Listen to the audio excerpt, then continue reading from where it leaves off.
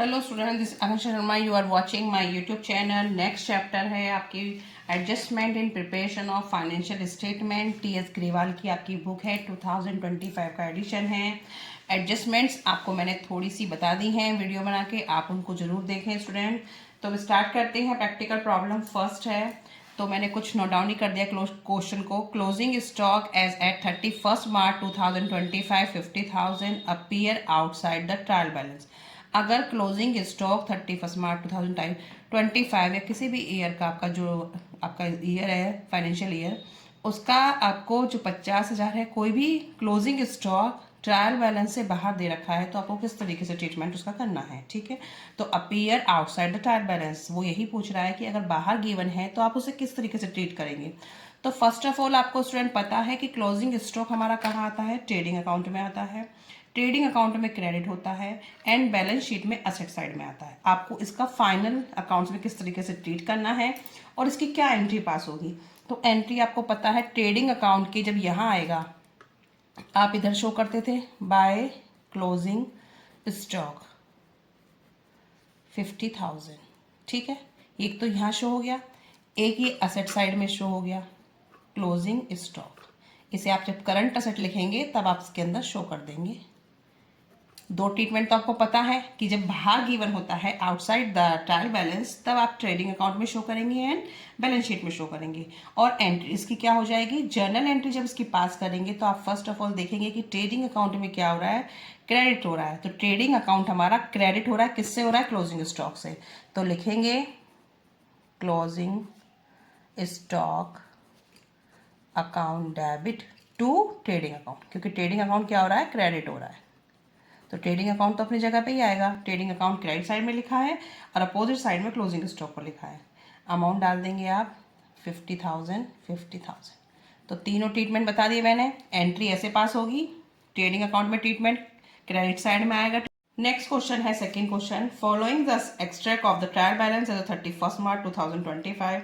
आपको trial balance में wages given है, डेबिट साइड में 55,000 के, ये ट्रायल बैलेंस में गिवन है। नीचे एडिशनल इन्फॉर्मेशन गिवन है, wages outstanding for 1 month. It means एक महीने के जो आउटस्टैंडिंग है वो नहीं, मतलब आउटस्टैंडिंग है वो पे नहीं किए हैं, ड्यू बट नॉट पेड। तो आप कैसे कैलकुलेट करेंगे, ये वाले आपके 11 मंथ के हैं, तो आपको उसको सिंपल तरीके से देख लेना है कि 11 मंथ के कितने हैं, 55,000। तो सीधे एक महीने के निकाल लें हम, 55,000 1/11 काटेंगे तो 5,000। तो आपके 5,000 के क्या हैं, आउटस्टैंडिंग है। ठीक है, टोटल कितने होंगे, 60,000 के होंगे। तो 5,000 के आपने नहीं दिए, तो 5,000 के नहीं दिए। आप इसको किस तरीके से शो करेंगे, ट्रेडिंग में शो किया जाएगा पहले। तो ट्रेडिंग में किस तरीके से करेंगे, to wages 55,000 plus outstanding wages 5,000, total हो गया 60,000। तो आपको इस तरीके से शो करना है। ठीक है स्टूडेंट, क्योंकि हमें पूरे साल के शो करने होते हैं, तो ट्रेडिंग अकाउंट में 60,000 शो करेंगे, 55,000 आपके ट्रायल बैलेंस वाले, और प्लस आउटस्टैंडिंग जो पे नहीं किया उसे प्लस करके दिखाएंगे कि इस साल के 60,000 है। और बैलेंस शीट में हमारा सिर्फ क्या आएगा, आउटस्टैंडिंग वेजेस 5,000। ठीक है, क्योंकि बैलेंस शीट में वेजेस तो नहीं आते लेकिन आउटस्टैंडिंग आते हैं। क्यों, क्योंकि ड्यू बट नॉट पेड ये पे नहीं किए हैं। अब हम इनकी एंट्री क्या पास करते, अगर इसकी एंट्री पास करने के लिए आ जाएगी तो क्या एंट्री पास करेंगे आप, वेजेस आउटस्टैंडिंग की। तो wages account debit to outstanding wages account, ये इसकी एंट्री पास होगी और जो भी अमाउंट है वो डाल देंगे आप 5,000 5,000। ठीक है स्टूडेंट, ये आपको इस तरीके से करना है। Next question, question number third है, Rahul trial balance as on 31 March 2025 has following information. तो ये आपको ट्रायल बैलेंस में गिवन है, salary and wages 3,30,000, electricity expense 55,000। तो ये आपको एडजस्टमेंट एडिशनल इन्फॉर्मेशन में होगी student. Salary for the month of March 2025 yet to be paid. It means salary जो मंथ ऑफ मार्च की है वो अभी पे नहीं करी, yet to be paid means बाकी है, तो इट मीन्स ये आउटस्टैंडिंग हो जाएगा। Electricity bill for March 2025 amount to ₹5200 was received on 2 April 2025.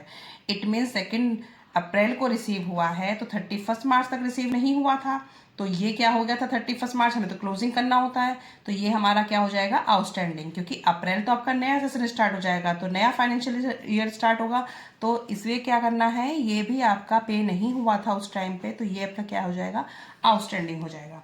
तो आपको इसको शो कैसे करना है, देखो salary of month of March yet to be paid, तो ये सैलरी है आपकी कितने की है, 11 महीने की गिवन है, तो 1 महीने की आप निकाल लेंगे, सिंपल 1/11 30,000, तो 30,000 आपकी क्या आ गई आउटस्टैंडिंग जो आपने पे नहीं करी है। तो ओवरऑल कितनी थी तो पूरी मिला के 3,60,000। तो इसे कैसे शो करेंगे, अगर हमारा सैलरी एंड वेजेस है तो प्रॉफिट एंड लॉस में आएगा, वेजेस एंड सैलरी होता तो हमारा ट्रेडिंग में आता। तो कैसे लिखेंगे, 2 सैलरीज एंड वेजेस 3,30,000 ऐड कर देंगे आउटस्टैंडिंग सैलरी एंड वेजेस 30,000, ये आ जाएगा 3,60,000।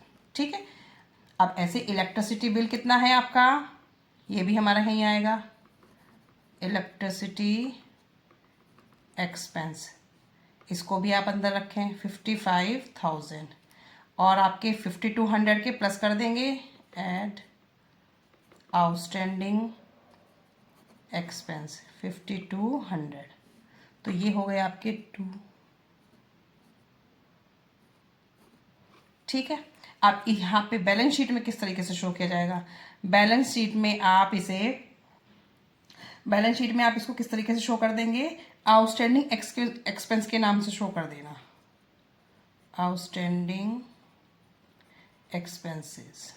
ठीक है, इसमें आपके आ जाएंगे 30,000 तो ये और 5200 ये, दोनों को मिला के हो गया 352, ये अमाउंट मैंने दोनों को प्लस करके दिखा दिया, क्योंकि अलग अलग दिखाएंगे तो काफ़ी आपकी बैलेंस शीट बड़ी हो जाएगी, क्योंकि आप उस तरीके से भी दिखा सकते हैं जो भी आपको लगे, आउटस्टैंडिंग सैलरी एंड वेजेस करके भी लिख सकते हैं, आउटस्टैंडिंग इलेक्ट्रिसिटी एक्सपेंस भी, या फिर आउटस्टैंडिंग एक्सपेंस के अंदर आपके दोनों एक्सपेंस आ गए 30,000 और ये दोनों ही आउटस्टैंडिंग है, वो दोनों ही आपको बैलेंस शीट में शो करने हैं, अदरवाइज सैलरी या इलेक्ट्रिसिटी एक्सपेंस नहीं आते, सिर्फ आउटस्टैंडिंग आएगा।